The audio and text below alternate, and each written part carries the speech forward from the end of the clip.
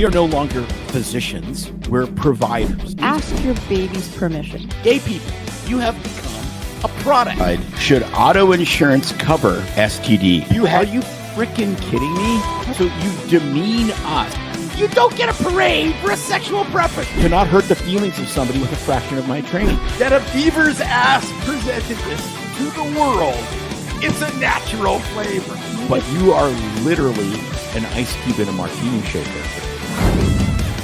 All right, welcome back to Doc Tales with Cocktails with your host, Drs. Tim and May Hindmarsh. We have some very enlightening stories for you today as we share a drink. The first one, we answer the age-old question, whose farts smell worse, men's or women's? And yes, of course, it's backed by science. What? Wait a minute. Yes. Age-old question. Age-old question. Just wait, let me get through the list, and then you can lose your mind. Like, are these the things that go through your brain, like when you're lying awake at 6 a.m. Well, clearly. For me? Well, they go through more than my brain. But other than that, and then the CDC changed the recommended childhood vax schedule. Pediatricians' brains all across the United States are exploding. We have a tragicomic story of a doctor behaving very badly, and of course, that comes to us from the great city of Miami. And last but not least, you can't make this up. Apparently, you can sue McDonald's for basically anything you want.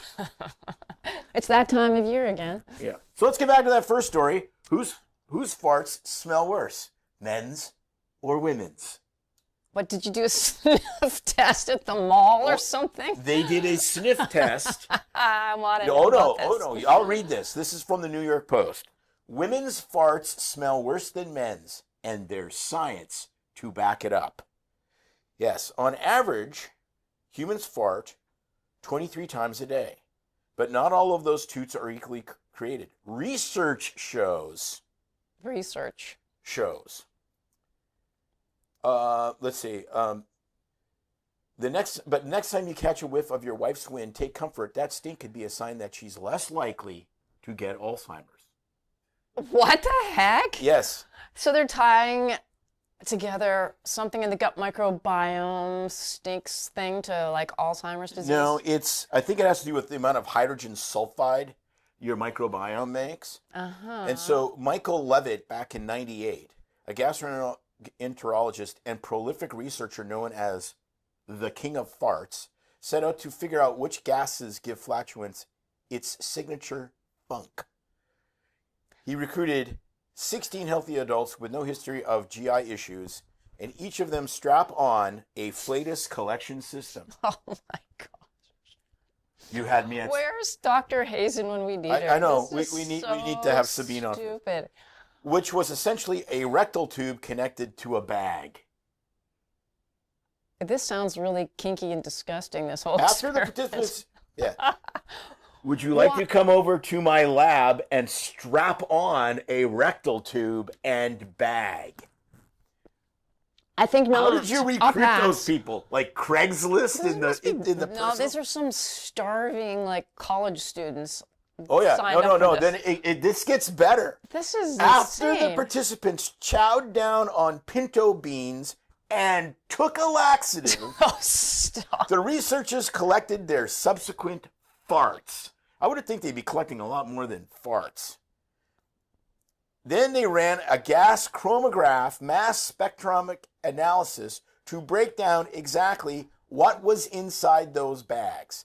They also put the samples to, you guessed it, the sniff test. Sick. 2 judges were brought in to rate each fart on a scale of 0 to 8, with 8 being very offensive. They were unaware that they were smelling human flatulence. What? They didn't tell them. It was a single-blinded test. Hey, take a whiff of this and tell me what you think. No way. Like what? A bag of farts? Literally a bag of farts. But I want to know, is it women or men sniffing? I don't know. What they found was the main gases responsible for the odor of human farts are sulfur-containing compounds, most notably hydrogen sulfide, the chemical behind the classic rotten egg smell. While men tended to pass larger volumes of gas, the study found that female flatulence contained a significant significantly higher concentration of hydrogen sulfide that made it smell worse. The judges agreed, rating women's farts as having a greater odor intensity than men's. Okay. Oh my gosh, so many things going through my brain. Why didn't you end this segment with this? I don't think I can concentrate anymore for the rest of the show. And all the thoughts going through my head. This is so stupid. You know, funny enough, I was looking up online because we were talking about different testing that you could do online, and so the SIBO tests, for intestinal bacterial overgrowth,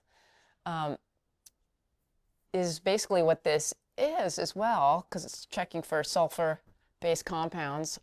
So I'm wondering, you know, obviously women, sulfide concentration, yeah, so women probably get SIBO more than men with less Alzheimer's. So what you're saying is, if you're infected with SIBO, you're not going to get Alzheimer's. Whereas the people with Alzheimer's, wouldn't it be better if it was the other way? colons. Like then you just couldn't remember how stinky your farts were. Like, wouldn't that be better? I think so. Like from an evolutionary perspective, that doesn't make sense.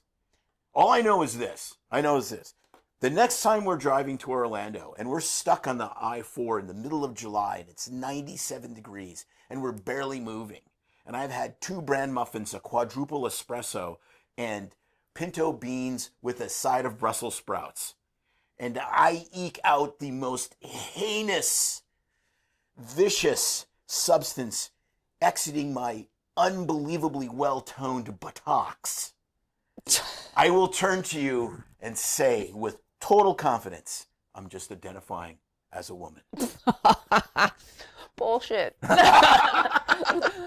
Because in our house, we know, yes, actually I would say yes, in our house, you identify as the woman. Your farts smell worse than mine. I don't know. I was thinking maybe it was because they talk more. They were swallowing more gas or something. Well, you would think that women, because they do talk more, generally, not necessarily in our house, but generally. But it's obviously something to do with hormones and SIBO and hydrogen sulfide gas and who knows what. But, oh my gosh. Like, how do you sign people up to that study? How do you even want to think of this? 16 people. Like, how do you sign it up? Okay, this is what we're going to do. Okay? This is what we're going to do. We're going to shove a tube up your ass with a bag on it, feed you beans and laxatives. Would you like to sign up for your $5, stipend? Exactly. And some free juice and cookies. Oh and who would sign up for that? Like, what kind of biased recruitment error is that, right? Like, it's insane. It's insane. All right. Oh my gosh. Okay, on to a serious. I can't even think anymore. Serious story. The vaccine, the CDC just took 55 doses off of the recommended CDC childhood vaccination. Can I give a round of applause Yes. for that? Now, this was done, in my opinion, from a political perspective, brilliantly, because they still allowed all of the doses. You can get the hepatitis B at birth if you want. Insurance companies are still going to pay for it, so you can do whatever you want. We call this vaccine choice. If you want to vaccinate your kid for a whole bunch of extra stuff, you can. If you don't have to. But there's a couple very interesting little flies in this ointment. So what they got rid of was COVID, hepatitis A, hepatitis B, or they moved it back to later years, 2 meningococcal vaccines, so meningitis vaccines, which were never given other than to high-risk groups forever. I know. Rotavirus, which has been a very troubled vaccine forever. Influenza, which is basically zero evidence that it does anything that we think it does. And RSV, which I think is a total fool's errand. I think RSV is doomed to failure. If you look back at 1969 when they had very robust antibody responses to an RSV vaccine, and then it caused antibody-dependent enhancement, and kids got sicker and died more easily if they had the vaccine than not. I think some of these things we vaccinate for, it's not the vaccine that's the problem. It's that it's a virus that you can't vaccinate against, like HIV. Yeah. So there is a gigantic complicator in this, which may get very, very spicy as time comes along. The 1986 Childhood Vaccine Act follows the CDC recommendations. So the vaccine manufacturers get immunity if they follow the CDC schedule, or if they're on the CDC schedule. If they're not on the CDC schedule, they don't get the immunity. So you're going to go to a hyper-vaccinating pediatrician that's freaking out and thinks that Bobby Kennedy is Satan and recommends all of these vaccines. And if your child gets injured by the hepatitis B vaccine or the rotavirus vaccine, it looks like you're going to be able to sue the manufacturer, which is going to get very, very interesting, because what happens in lawsuits? The greatest thing that happens in lawsuits is not the punishment or the punitive damages or any of these things. It's something called discovery, which means you get to go into the records of the person you're suing and see the real data. That's the real nut in this. It's not so much in the volumes of the vaccines and changing all this. It's if we get real discovery into the real data and start doing real vaccine studies, it's going to be amazing what we learn.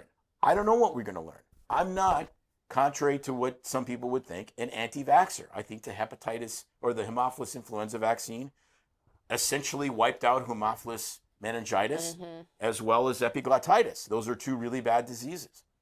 And epiglottitis was actually reasonably common. The question that has not been answered is, are we trading diseases like epiglottitis and meningitis and measles and chicken pox for long-term illnesses that are actually suppressing the overall health and not increasing the overall health, which is what a vaccine is supposed to do. Right. And so hopefully this happens because I have a vindictive streak. I also hope the lawyers go after the giant medical groups and hospital systems that are behind this stuff. And maybe the Karen infested practice of pediatrics, which drives me absolutely crazy. That's a little sexist. It's not. What's the percentage of pediatricians? We have to look this up. I don't know. Women versus men. I bet you it's 75-25. I don't know. We'll have to look it up. Maybe I will. I think there can be boy Karens too. Yeah. You know what? You said that we were talking about this the other day, and you said the Karens and pediatric. I'm like, so what's the guy name? There's got to be a name for a guy. Kevin? No, but everybody knows what a Karen is. So what's the guy equivalent? It's a Gen X white. No, that's what I mean. There's got to be a guy's name. Like when you say Karen, though, they are always white, right? And they are always pushing the shopping cart into the side of your car. Like that's kind of like the vision I get. And then they're mad at you because you took their parking spot. No, thank goodness my name's not Karen. But anyway, there's got to be a guy's name for the guys that are. What is it? I don't know. Billy Bob? No. I don't know what it is. I mean, Karen and Kevin, I guess, right? Kevin. I've never. No. I mean, I got a lot of friends named Kevin. I get it. I'm not saying this. Just had to throw it out there because it's always the women that are getting targeted. Oh, always. We worked with a lot of really weird male pediatricians. I'm trying to think. Male pediatricians. I'm trying to think of any. There's a couple of normal men pediatricians over the years. Only a couple. They're all pretty weird. This is so. I don't want to say prejudicial or judge, whatever. It is what it is. Pediatricians always seemed odd to me because, and then I figured it out. I said, I think they're odd because they can't relate to adults, so they relate to kids. Now, we have some very good friends, almost exclusively female, that are really normal people and happen to be pediatricians. Mm-hmm. But yeah, I agree with you, man. It's a strange group. I think you're right. Plus the subspecialists, like there was some of the kindest, nicest people we've ever met were the hyper specialized, like the pediatric orthopedic surgeons. But the generalists. Kurt Milhone is a pediatric cardiologist. That guy is an absolute saint. He's the chairman of the ACIP committee, so he's getting a raft of hell from all this vaccine stuff. But interesting point, because if you're a hyper specialist, you really are dealing usually with parents more, right? But if it's just general peds, but the primary care pediatricians, man, that is an interesting group of folks. And boy, do they like their vaccines. We're generalizing, but that's our experience. Yeah, but again, Paul Thomas, who is a pediatrician who called BS on all the vaccine schedule. I mean, a total saint, really cool guy, nice guy. We've talked to him a couple times. So I mean, whatever. I'm gonna get myself in trouble if I keep Yeah, what's talking. going to happen to these groups of pediatricians that are on board with all these vaccines pushing it, too? I mean, Are they gonna get are sued? they going to get sued? I don't know. I don't know. Gentlemen, start your lawsuits. Yes. Okay, let's see. What's We've talked next? about women's farts. We've talked about vaccines. Oh, this story. In a tragicomic story Ugh. from, we do have the doctors behaving badly segment every once in a while. Yeah. Doctor I love arrested it in when you find alleged these stories. drunken battery incident on Palmetto Expressway. Giselle Maria Mansour, 39, was arrested Tuesday on charges of battery, disorderly intoxication. That's the only intoxication I like. Disorderly? Assaulting a police officer and resisting an officer with violence.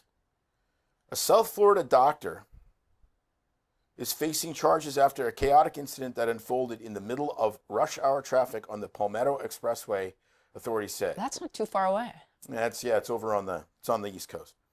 Oh, Paul. Okay, I was Was thinking of arrested the- Tuesday yeah. on charges of battery, disorderly intoxication, So, blah, blah, yeah, blah. read what happened with her and her girlfriend. Yeah. According to an arrest report, Mansour and a friend had been drinking and were picked up by her husband before a fight unfolded in his car. So actually, Mansour's husband... they weren't drinking and driving. No, they weren't drinking and driving, which is great. There you go. First step in the...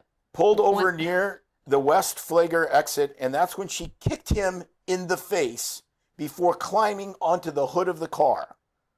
She then walked out into the highway and stopped traffic and sat in the middle of the road.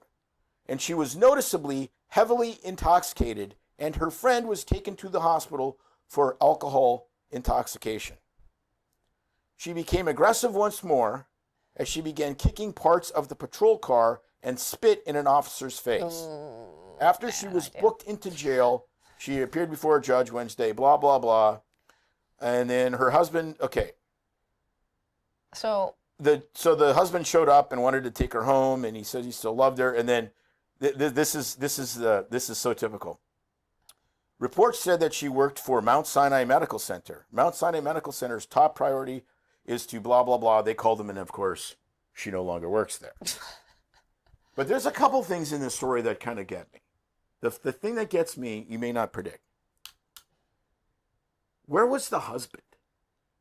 Like, okay, girls' night out. No, I get it, and I get. What do you that mean, she where's was- the husband? No, I get it, but look, he's driving them home, which is good. He gets kicked in the face. He should be, in my opinion, physically restraining her. Oh, yes. Gotcha. Physically restraining her. Now, does he not physically restrain her because she's bigger and meaner than him or knows Krav Maga or something like that? Or is he nervous that if he's seen scuffling with her, he's going to jail too? But I'm like, dude. Nah, but sometimes when that crap gets out of hand, you just like back away and it's like, I don't know, call 911. Yeah, or, I don't know. I can't. I don't know wasn't their- there. I I don't know can't their criticize, relationship, but it does kind of. I don't know if you were like kicking me in the head and going apeshit on a freeway. I'd Yeah, probably but just if I like, was kicking go you ahead. in the head, I deserve to go to jail. I'd be for like, several go ahead, years. sit down in the middle of the freeway. I'm out of here. I'll call for help and direct. I'm a little strong Direct man. traffic. I shouldn't kick you in the head. You know what I mean? I don't know. You think that he should have just like muscled her down? Yes, and, like, 100%. And then he should have whispered gently into her ear, "Bitch, please." That's what should have happened. I want to know what she was drinking. Holy cow! Well, I think now. I'm thinking I think now in Red Miami. Bull, Red Bull and vodka, perhaps. No, that's what I'm drinking. I think now, though, espresso martinis are illegal in Miami. Espresso. I don't know. I'm thinking it's the Red Bull and vodka. Red Bull and vodka. Red Bull gives you wings. Maybe she thought she had wings to Which fly vodka down the give you? freeway. Sings? I don't know. Yeah, that one. That one is kind That's of. sad. That is. What was sad. her specialty? Was she in peds? Internal medicine. Actually, I think Maybe what started, she was I upset think about the what's- vaccines. I think what started the fight was the smell of her friend's Oh, stinky stop. fart. She wanted out of I the car. think that's what it is. It's like, don't leave home without your rectal tube and your collection bag. There you go. But hey, whatever. All right. What's the next story? Next story. Oh. McDonald's. I know. Okay, so this one drives me popped up absolutely yesterday. freaking insane. I'm like, what? McDonald's is getting sued again? Yeah, but what are they getting sued for? May. Somebody's upset about the McRib sandwich. I'm like, have you ever eaten one of those things? Once. It's like 35 years ago. I had my entire fill of McRib sandwiches. I think I read something about they came out like back in the 80s with those things. 81 was the first year. And it's a seasonal item, so it comes and goes. I don't think I've eaten anything at McDonald's other than fries, ice cream for sure, and yes, I have eaten a burger there. But does it matter what? So McDonald's said, because how it is advertised is it is a pork patty. And it technically is a pork patty. It's basically a pork, like it's mushed up guts and all that. Let's tell them why they're getting sued. Yeah, but it doesn't make any sense. It's because it's deceptive and it's misleading marketing, having resulted in millions of dollars in consumer harm. Well, how? It has no rib meat, but it's a pork sandwich, and they tell you it's a pork sandwich, and they named it the McRib. Does it matter what it's named? So, like, honestly, does that matter? 4 people claim McDonald's has falsely advertised that it contains real pork rib meat with its name and distinctive shape. Okay, so they're at McDonald's. How are they damaged? Thinking that it's really ribs inside of a sandwich. I'm like, first off, you're eating McDonald's. And second, is any of the meat real? I think none of the meat isn't even real. I don't think the chicken is real. The fish, is that real fish? Oh, it's like pollock or whatever. It's shark, basically. No, but it's like seriously, like. So supposedly they're hurt because they are thinking they're getting high quality pork rib meat when actually it contains a hybrid of meat parts, including heart, tripe, and stomach. Well, surprise, surprise. Sick. No, it's seriously. No, if I was McDonald's, I'd say, okay, it's not called the McRib anymore. It's called the McShit sandwich. And then they can sue me because there's no actual shit in it. It just tastes like shit. Is that enough for you? I don't know. I'm thinking with the stomach and tripe, there would be a hot stomach, hit. Heart, tripe. A hot hit in Scotland or something like that. Yes. So and then when they grind up the stomach, they end up getting to the rectal tube for the study in the fart stinks. All of that meat is like ground parts of it's ridiculous. Different animals. I'm thinking ground chicken. Just because it's ground chicken doesn't mean it's chicken. Yeah. So what kind of a lawyer do you have to be though to really take on cases like that? I looked them up. They are, I forgot their name. Well, it's class action, so it's not a tiny. No, it's a big class action law firm in California, yeah. Yeah, I think it's just. I think it's pretty funny. I think it's frivolous. ridiculous. Totally ridiculous. So. Are you gonna sue? Are you butthurt that it's not really? No, I'm gonna. So we might as well get to the drink of the week. I wanted to get a local vodka. This is Banyan Reserve vodka from St. Petersburg. Look at that. The banyan tree arrived in Florida when Harvey Firestone gave his friend Thomas Edison one as a gift. Yeah, and you know where it was trees hold a special place in the heart of the hometown-inspired Banyan Reserve vodka from right here in St. Petersburg. Well, close to us here in St. Petersburg. Wow, that's pretty cool. That is cool, yes. A banyan tree in St. Petersburg. Yep. Isn't that interesting? And it's very good. I really do like it. Nice. And any special mix in yours? Red Bull.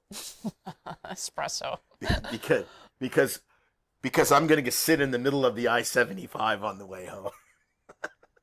After I kick a cop in I wonder what she's going to do for a career now. I don't know. I mean, that one's pretty tough to come back from. It's like, you know, I've sat on credentials committee for a bazillion years in, you know, different jobs, and you know, you sit there and they're, you know, DUIs are reasonably common, and it's not usually a big deal. And doctor gets a DUI, they do the thing they have to do, and they show, and it's fine, and they do testing, and everybody's happy, and you know, I made a mistake, and I drank too much, and drove home, and you know, whatever. But it's like, I'm sitting there thinking, you know, sitting down in front of a credentials or a licensing board and going, well, like I got really wasted, And I got in a fight with my girlfriend, and I sat down in the middle of the freeway, and then I kicked my husband in the face and spit it in a cop's face, and I'm like, next! Yeah, I don't know if you're limping away from that one. I'm thinking... Maybe she's starting her own podcast That's what I said. now. Tragicomic. I mean, I don't want to make too much fun of somebody's incredibly terrible choice, but wow, that one may be unrecoverable. Mm-hmm.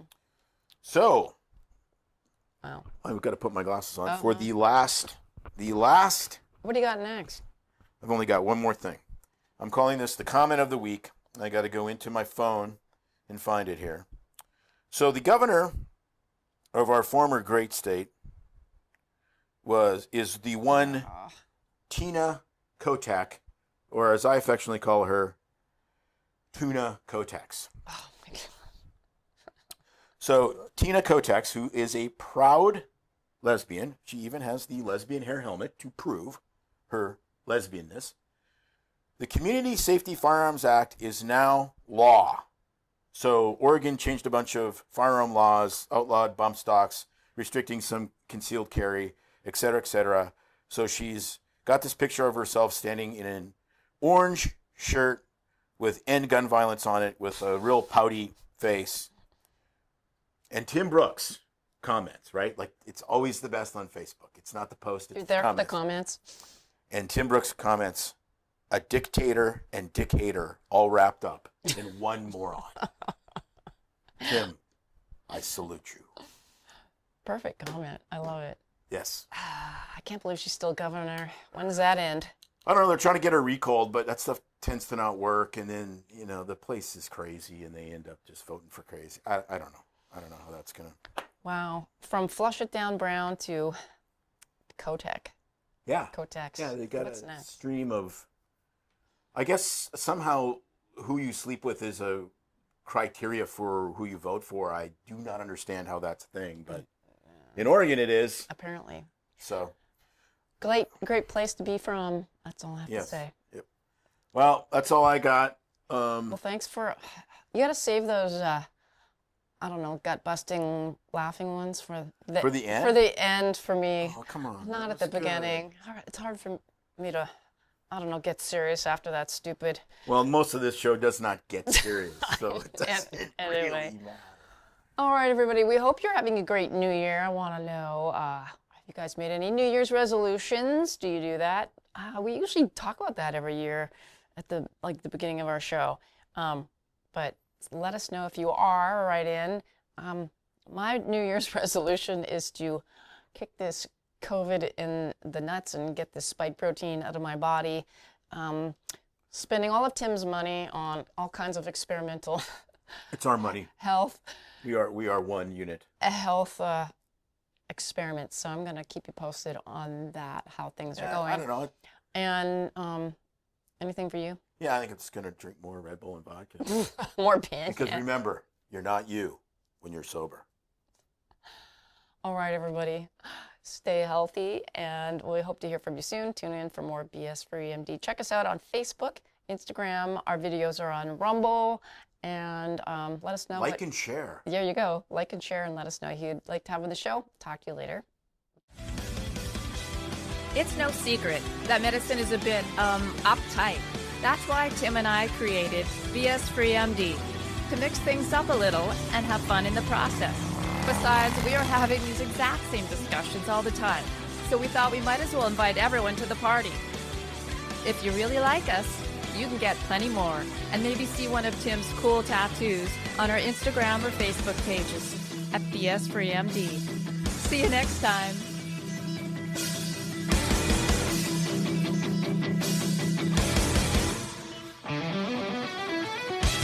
But we try to keep BS Free MD as raw and real as possible. We can't be held responsible for any medical decisions or discussions had as a result of what you've heard on the show. We know, bummer. But the truth is, we really do care about your questions. So feel free to reach out to us by email at doc@bsfreemd.com.